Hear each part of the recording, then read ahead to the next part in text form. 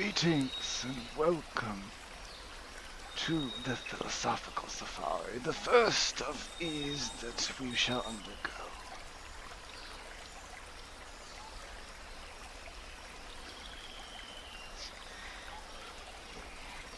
We shall be undergoing preparations.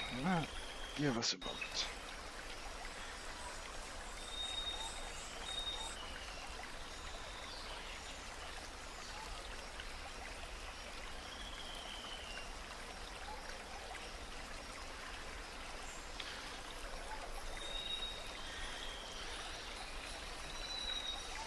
Today we shall be looking at the older neighborhood of philosophical ideas, with something near and dear to any 50s child's heart, young America films. Let us begin.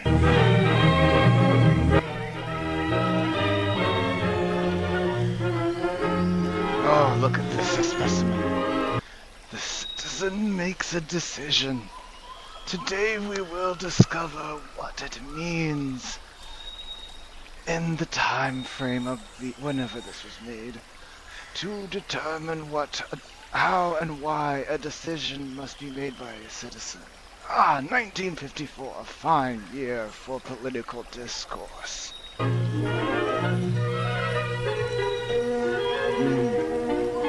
Notice how the figure approaches the audience as if it were an everyman. In fact, perhaps the deliberate obfuscation of the face is important, so that one sees themselves the ever-working salaryman.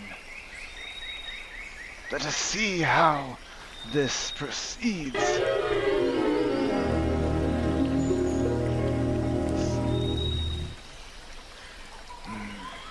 Yes, beautiful. Martha?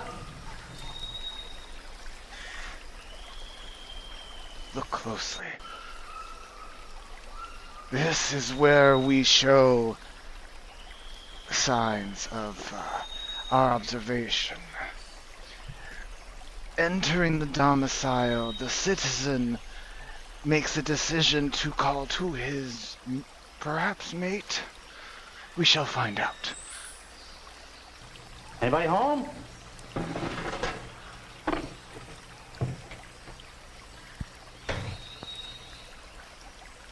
The light. Good.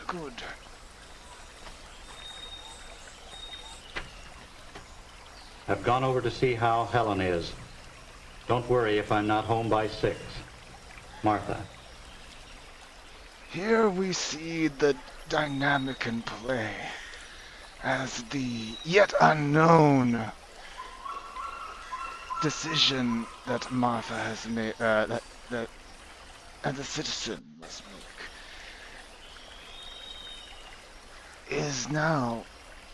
has to be made without the presence of Martha, whoever she is.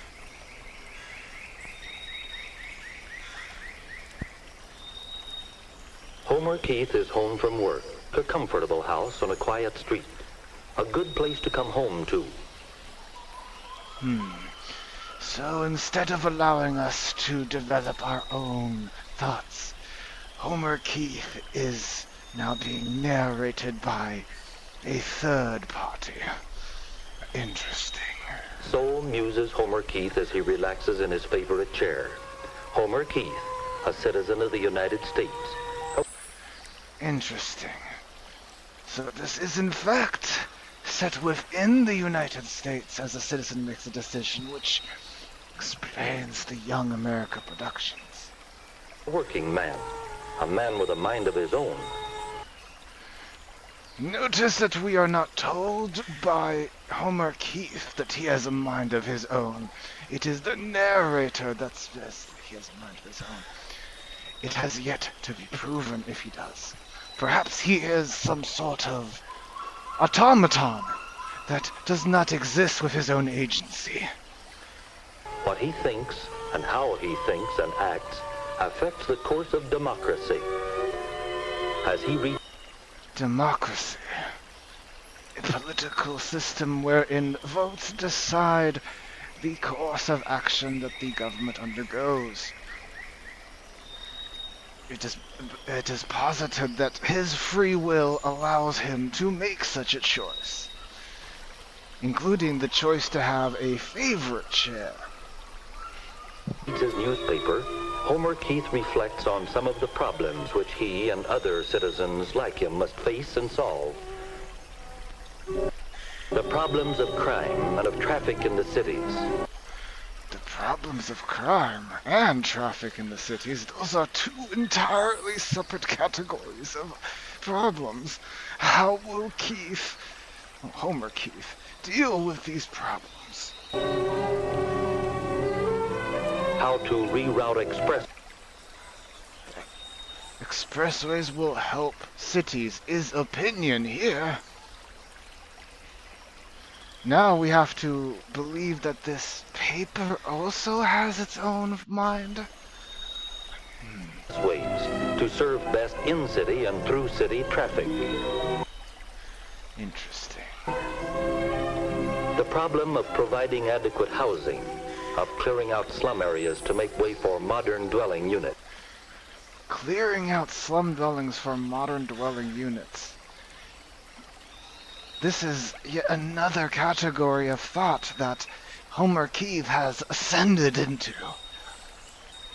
Because this has nothing to do directly with crime or traffic. However, crime can result as because of the existence of slums, but will those who live in said slums be able to continue to live there once they are renovated? That is the real question. The people must make the decisions on these problems. All the people. Everyday citizens like Mary Smith.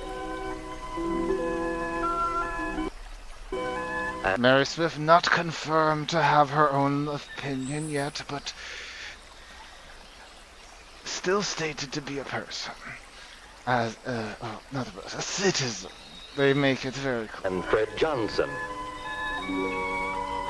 And Pete Kowalski. Homer Keith will tell you that intelligent decisions are not reached easily or quickly. Yes. But how much time is required, then, to reach said decision? Homer has just come to the point of making an important decision. Oh, will he solve the crime, the traffic, or perhaps the slums? He must decide what he is for and what he is against, so that tomorrow he can cast his vote. All of those require in-depth knowledge of how those problems he's thinking of work. How did it all start? It all started on a Saturday afternoon in the spring. It started on the banks of the Sandy River, which flows through the county where Homer lives.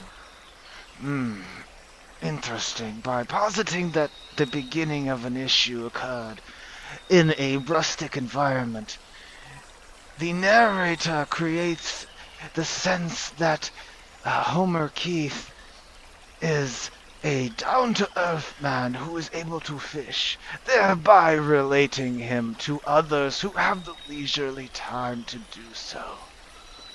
Intriguing. Let us get a closer look, friend. We don't know what other aspects are of this behavior. We will learn. Homer Keith is fishing, and the important thing now is a fish on the other end of the line. Oh, look, he is in the process of conducting what we call on safari visual work. He is positing the struggle with the fish flows through fertile fields as a metaphor for his previously stated working class status. Grain.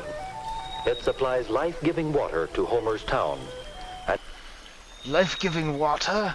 But I thought we were here to fish. It is an avenue of commerce in his state. But these things are of little concern to Homer Keith at the moment. I see. He is focused on getting the fish out of the water, which is less a minor problem in comparison to the purity of the water itself for human consumption. But wait, it's starting to rain. Now we have added the weather. Rain. A few light scattered drops at first. Rain in a steady, soaking shower. Intriguing. I wonder how he shall vote for or against the rain. Rain running at first in tiny rivulets in the fields. Rain splashing from gutters and downspouts in an ever-increasing torrent. Rain. Interesting. I wonder if the visual metaphor is for the idea of problems seeming inconsequential when they are in the form of a stream before you wherein the fish is captured. But a problem when it falls from the sky, a location it is not supposed to be, onto the individual doing the fishing. All that day and all the next. Rain. Rain for more days. Days running into weeks. Oh my. Weeks of rain and leaden skies hanging like a gloomy prophecy over the people of the Sandy Valley. Prophecy. Now magic and fate are involved. Interesting. And so it was, as the water swirled and boiled, that the old Sandy grew into a raging giant. A flood. A giant that swept all before it. A giant that clawed its way through all barriers, roaring down upon the city. Notice that now the narrator has transcended the physical realm and is describing the underestimated water in biblical terms, like a great flood, if you will. A giant that reached out over the fertile bottomlands, destroying homes and crops. Not homes and crops. Where will the slums go? Where will the traffic go? Into the night, men fought the river, the only way they knew how, with sandbags piled up to hold back the water. Interesting. Now, wherein did they procure these sandbags? Did they get them through traffic? Son, you get those wet clothes off right away. Could you save anything, George? No. Oh, the house is still there, but everything in it's gone. Thanks, honey, for making a coffee. Notice that Here, George. the Just men couldn't are stop it. depicted as You having can't done stop a river physical with work, sandbags. denoted by We the just had to mud on stand their there and face watch it. and dirtied clothing. Just couldn't stop it. I had the radio on all night. I was afraid you couldn't get out in time. Well, we're all right. Where's Helen the kids? Shopify helps Over you to sell Helen's at every folks. stage of your business. Like that, let's George's put it gonna stay all online night and with see us, what honey. happens They're stage. pretty crowded over there. Is live. That we opened a store and need a fast checkout stage. Thanks. Hold on, You're we are all set. having That count it up and interference. ship it around the globe stage. This one's going to Thailand. And that, wait, did we just hit 1 million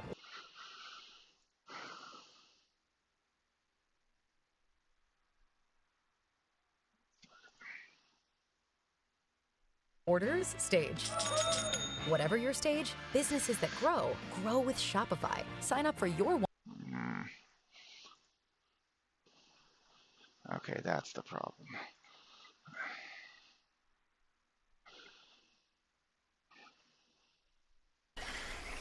There we go. We can shut it down. I hope it won't put you out any. No, it won't. You get in there and get those clothes off and let me wash them up.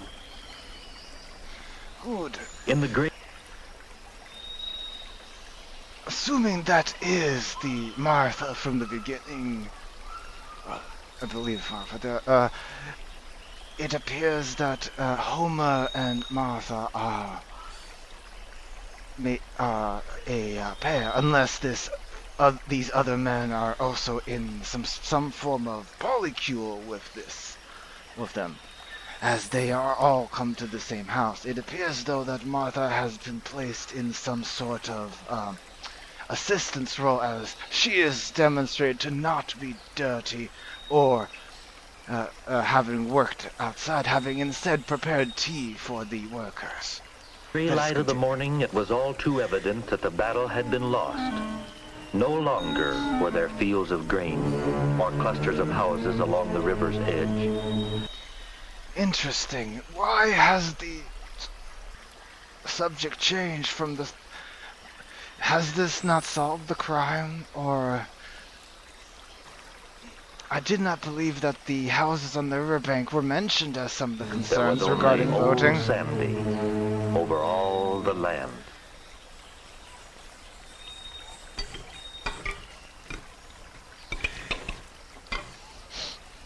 Get any sleep last night? No, I slept some. Guess I was just too tired to sleep. Couldn't get my mind off this thing. You know, it just shouldn't have happened. Interesting. I think if some of us could get together and build some dams, we could bring a stop to this thing. Dams? Sure. They've been talking dams for years. Now, who is this other man that is sitting them? Based on the previous evidence, we can only assume that he is a member of this polycule/family. Now that we need them, they're still talking. What makes you think dams is the answer? You saw what happened last night. What else is there? A lot of folks think there's other things besides dams for flood control. Well, Other thing besides dams for flood control. But what else exists? I don't. The only way you can hold back water is with a dam. How do you know? Well, How do you know, Homer? I think if any... Well, did you not hear the narrator? The narrator said that Homer is the only person described as having the ability to make his own ideas. Anybody would be in favor of dams, you would. With 15 feet of water in your house. Oh, I just want something that'll keep the water out of my house. And how do you know a dam would do that? How do you know? This is your problem, Homer. But how can you find the answer? How can you decide when all you know is what you saw on the river, the aftermath? The homes wrenched from their foundations. Does he believe that the weather is caused by crime? The pathetic stacks of possessions piled out in the sun to dry. Good alliteration to denote both the casualness of his loss and the gravity of it. The heartbreaking task of shoveling out the mud and the muck.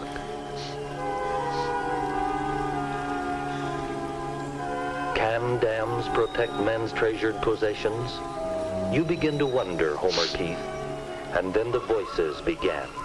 The tired, hurt voices. If they'd have built that dam, I'd have still had my farm today.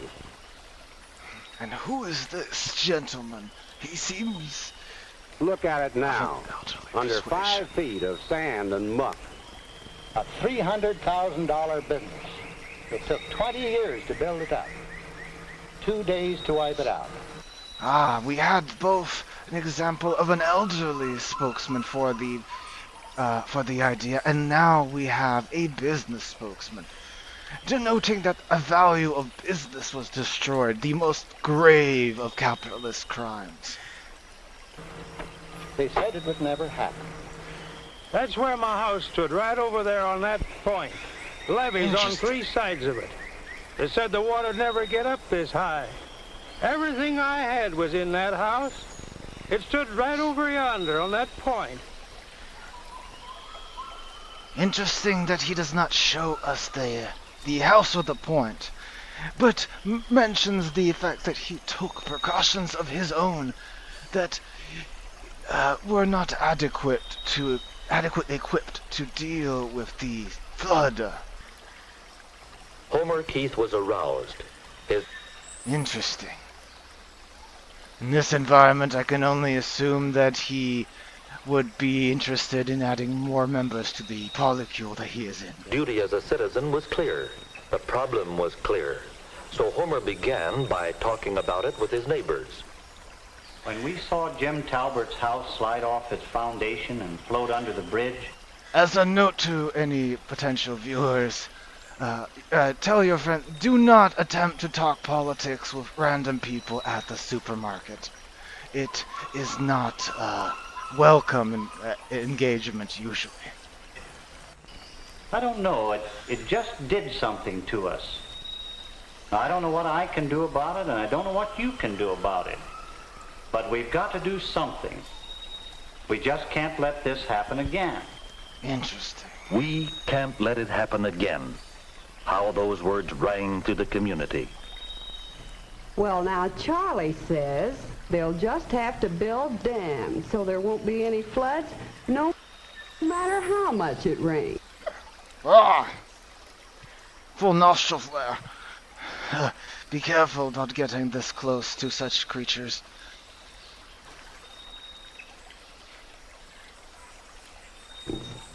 No. Dams are not the answer. Soil conservation. That's the only answer to floods. Interesting. If they build those levees high enough and thick enough...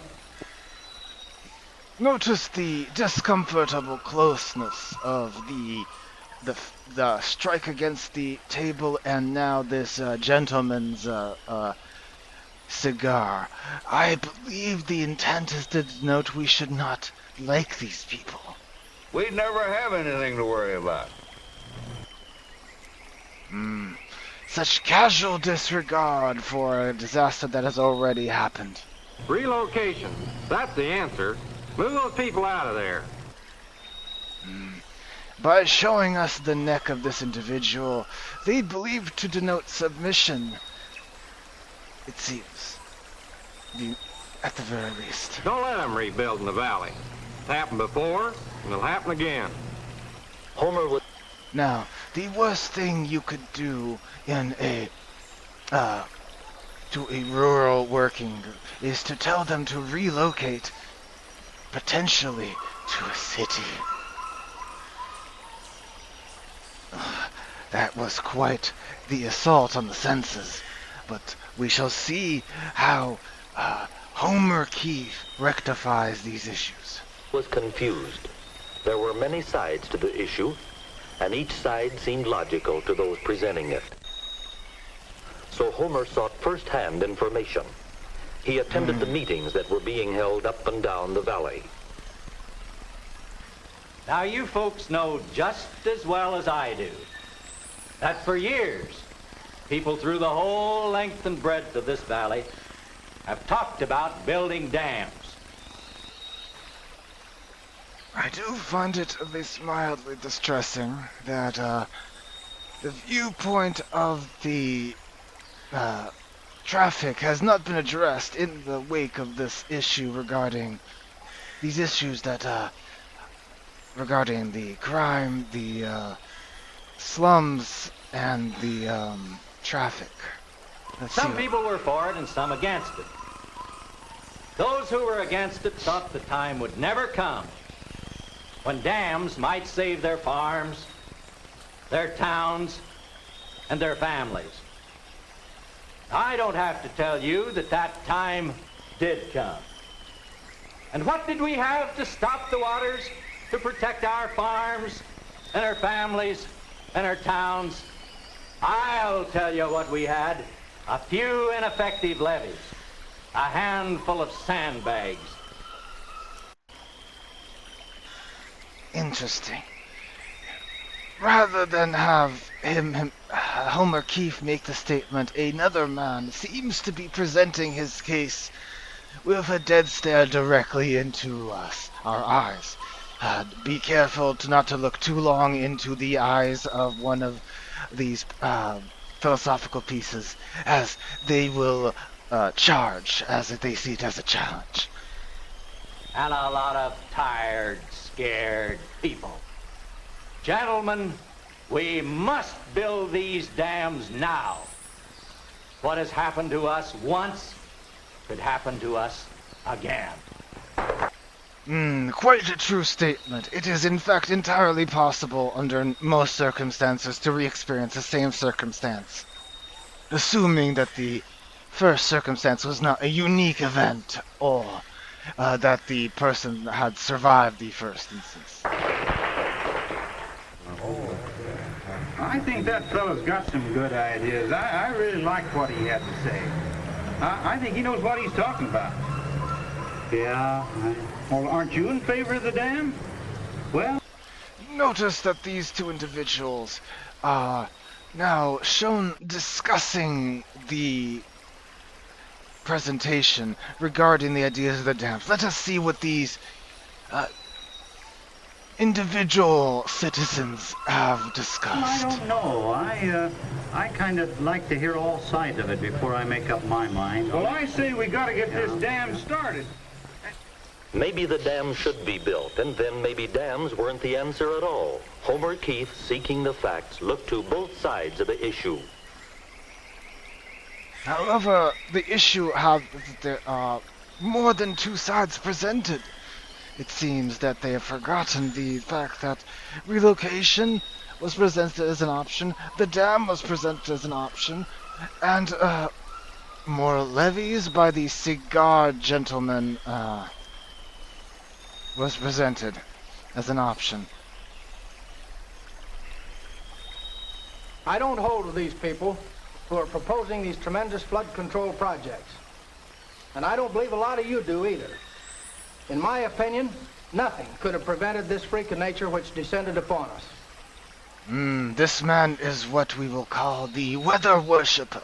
He believes that, we can't afford to experiment. He believes concurrently that, weather phenomena can never be deciphered, and that they happen out of nowhere as a sort of miracle. That nature itself is a sort of goddess of cause and effect, that it has an effect but no cause. Let us see what he intends to do when he believes that experimentation with a moral act of magical power entails. With expensive gadgets. We can't afford to sacrifice thousands upon thousands of fertile acres to the lake beds which these dams will form. Interesting. He has proposed sacrificing the houses and the town on a regular basis for whenever such a flood occurs, instead for the land itself to be presumably usable during such instances. That's the richest land in the world. Has everybody forgotten that?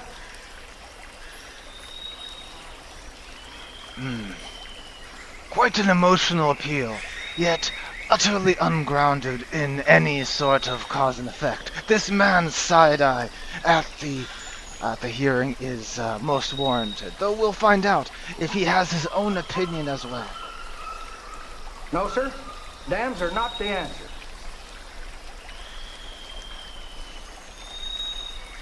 Sir, this is a meeting regarding a town's dealing with a flooding problem, not a sermon for your weather goddess. We need a complete system of soil conservation to protect our soil and an adequate system of levees to protect our cities. And we need to deepen the river channel in some places. Interesting. But would not these levees also take parts of the land as well? That's what we need to protect ourselves from floods, not dams. Not dams. Is not a series of levees being used to stop water also in of itself a makeshift dam? Perhaps his faith in the weather goddess's actions will prove true.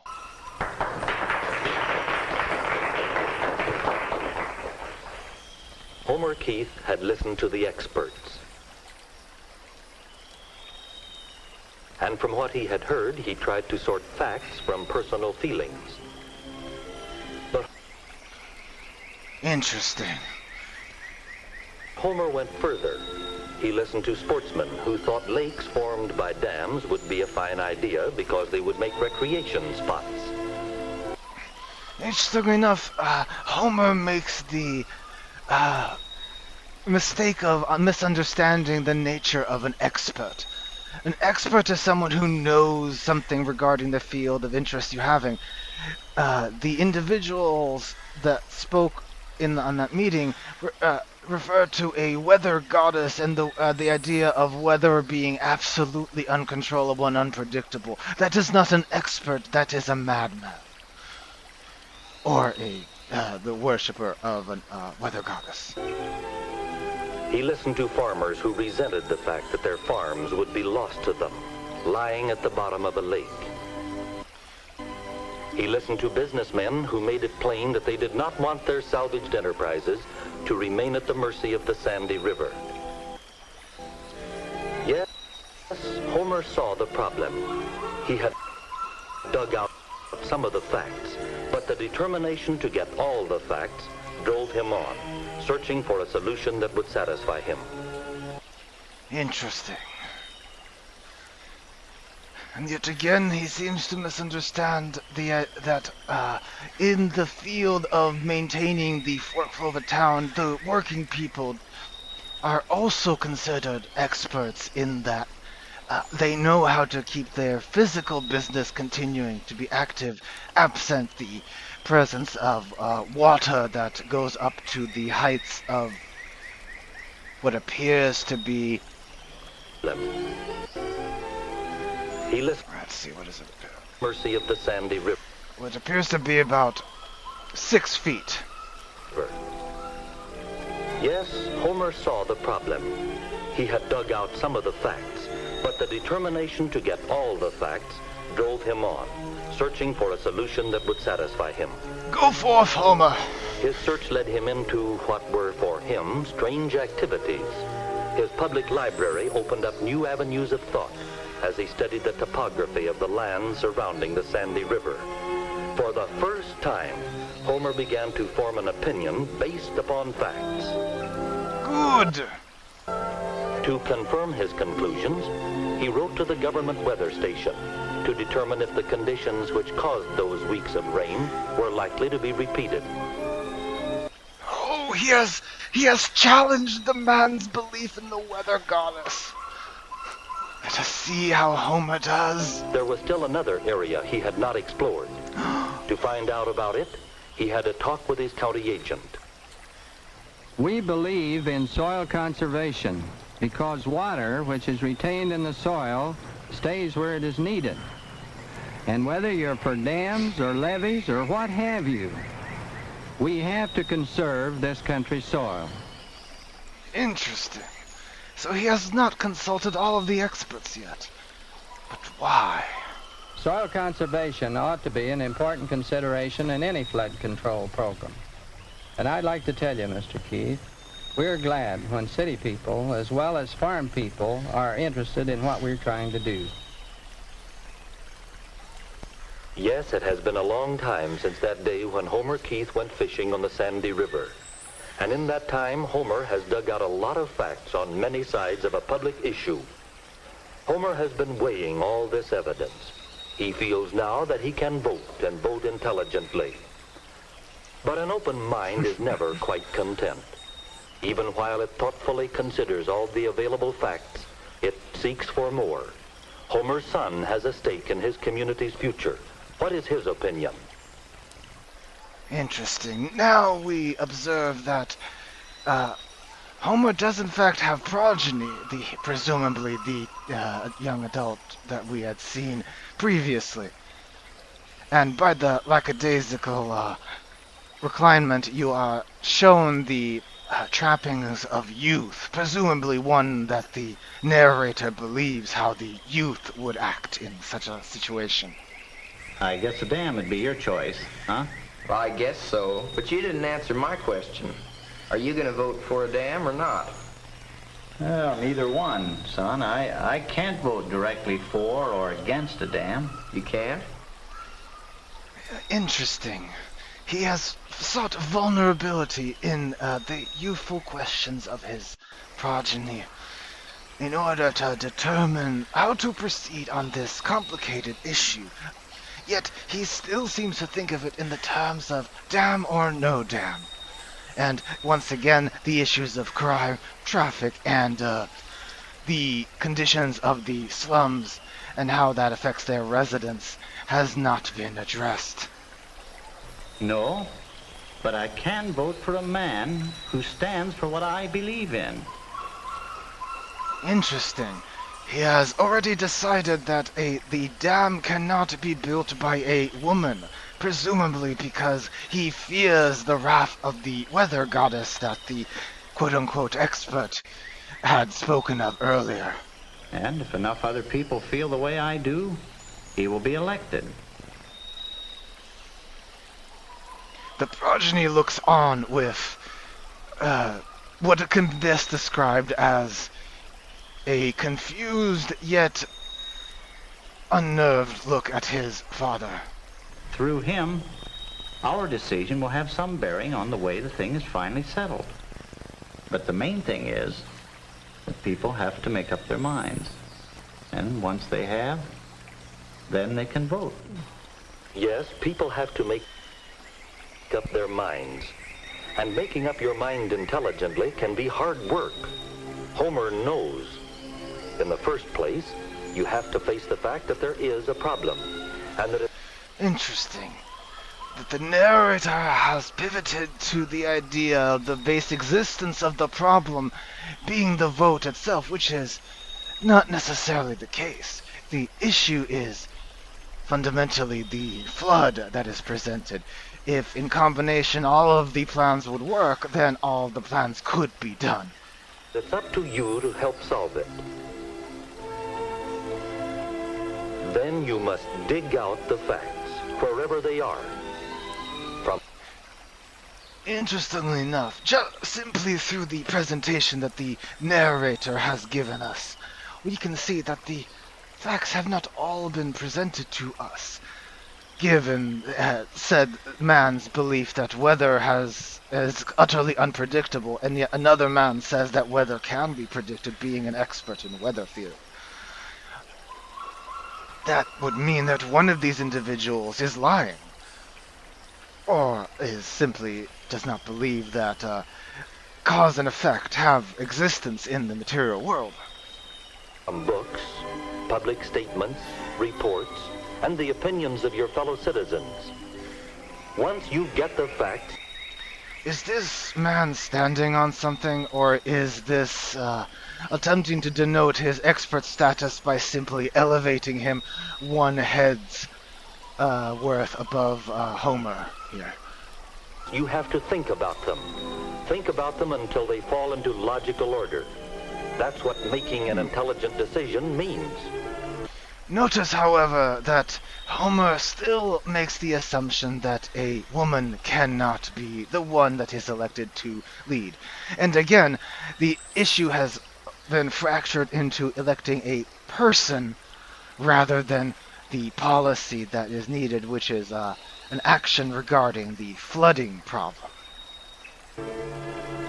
We are almost to the end of the story of Homer Keith's decision. Tomorrow, Homer casts his vote. Today...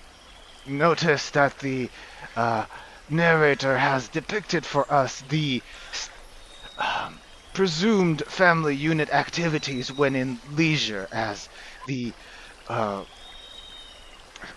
woman here is presented as setting a table while the son and the father are playing what seems to be some sort of physical activity that denotes bonding. This presents a positive image for the judgment presumed here, but still presents the fact that this man does not believe a woman is able to lead, while putting his wife in the position of doing the work of all the table setting. He and his family enjoy an outing on the banks of the same treacherous river that led the way to making an informed citizen of Homer. Has this woman been enjoying setting the table, or is she enjoying the company of being around her loved ones? The narrator does not appear to know. Look at that old river. Sure looks mighty peaceful. Yeah, it looks a lot different than it did that night we were out here working on it. Interesting. The river is seen as appeased. You know, one good thing came out of that flood. People got themselves riled up enough to try to protect themselves against old Sandy. Why, I'll bet you there'll be more people at the polls tomorrow than there's been for 20 years. Yes, there's a lot of interest in this election. Well, you can't blame them. There's some big stakes. Why, they're betting their homes and businesses against some kind of real flood protection. That's why I'm proud of you, Homer. Proud? How dare you! Do you not see that the dynamic here is... Let's see how Homer responds to this direct challenge to his self-imposed moral authority. Of me? Yes, I've seen what you've been doing. All this reading at the library and going to meetings and writing letters, finding out everything you could. And your home and your business are outside the flood district. Well, I did what I could. Well, interesting that here we learn from his family unit that this man does not actually live in the zone affected. So, though he is presented as being amongst the working class through his fishing, he is not one who is directly affected or has stake in the regarding whether the dam is built or not. well, you could have made up your mind a lot easier. To tell you the truth, I am kind of proud of myself, I guess. First time I ever went to work on anything like this. And you know, I believe it's something that would work in anything that we do, in our living and in our government. Interesting. Considering that the issues regarding his decision-making involved not just effects of weather, which, as per the worshipper of the weather goddess, is utterly unpredictable and cannot be measured. Crime and slums and the other traffic, yes. Those can be measured and are done as a result of city planning over generations. And they're by complex systems that are very much composed of regular people. Yet through sheer inertia of philosophical movement continue to exist. I do not believe that Homer is able to make an informed decision. Gosh, Pop, you sure make it sound important. Well, it is important, son. The decisions a citizen makes are about the most important thing in a democracy, because they guide him in what he's going to do. You know something, Pop? No, what? I'm proud of you, too.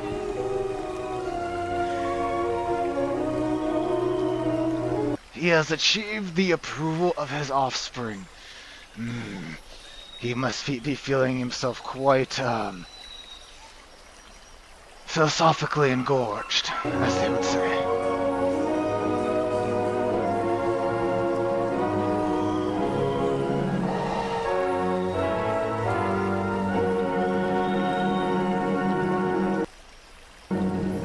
So, what we can surmise is, from this is, though presented as a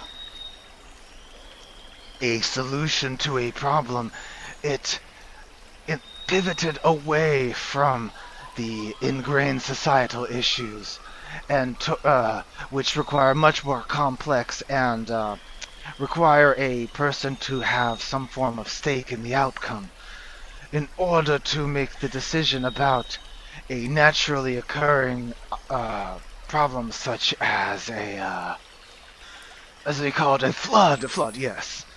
But the issues that had troubled him will still continue to exist even had he made this decision, which it still is nebulous to say whether he has voted for a policy, for a representative, or for a something else such as a judge or a adjudicating position to be filled.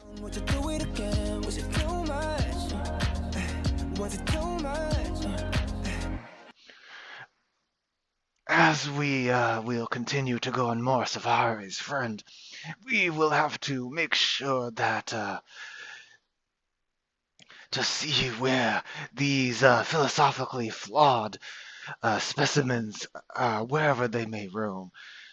But thank you for joining me, and we shall see each other perhaps once again.